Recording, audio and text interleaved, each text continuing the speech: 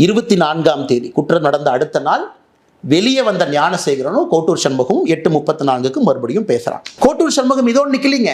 ஞானசேகரன்ட்ட 8:34 சாயந்தரம் மணிக்கு பேசிய பிறகு கோட்டூர் சண்முகம் யார்கிட்ட பேசுறான்னா இன்னொரு காவல்துறை உயர் அதிகாரி, ஏன்னா காவல்துறை மீது மரியாதை இருக்கின்ற காரணத்தினால உயரதிகாரியுடைய பேர் அந்த நேரத்தில் சொல்லல.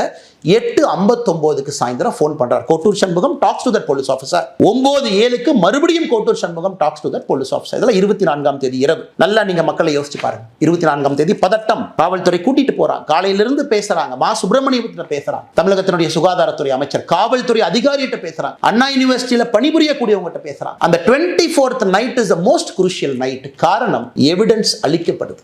உள்ள போயிட்டு வெளியே வந்த ஞானசேகரன் எவிடன்ஸ் அளிக்கப்படுது. ஏன்னா இவங்க ரெஜிஸ்டர் பண்ண 11 செக்ஷன்ல, நான் புதுசாக பொருளை கலப்பினீங்க சொல்லல, தமிழகத்தினுடைய எஸ்ஐடி ரெஜிஸ்டர் பண்ண 11 செக்ஷன்ல ஒரு செக்ஷன் எவிடன்ஸ் அளிச்சதுக்காக ஒரு செக்ஷனை போட்டிருக்காங்க. அப்ப என்ன எவிடன்ஸ் அளிக்கப்பட்டது? அதன் பிறகு 25ஆம் தேதி காவல்துறை சொல்றாங்க ஞானசேகரனை சாயந்தரம் கைது பண்ற பிறகு அண்ணா யூனிவர்சிட்டி சிசிடிவி வேலை செய்யல, செல்போன்ல எங்களுக்கு தெரியல.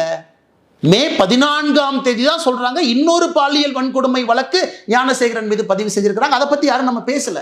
அது எந்த ஸ்டேஜில் இருக்குன்னு கூட தெரியாது. 25ஆம் தேதி காவல்துறையை பொறுத்தவரை பிளாங்க்.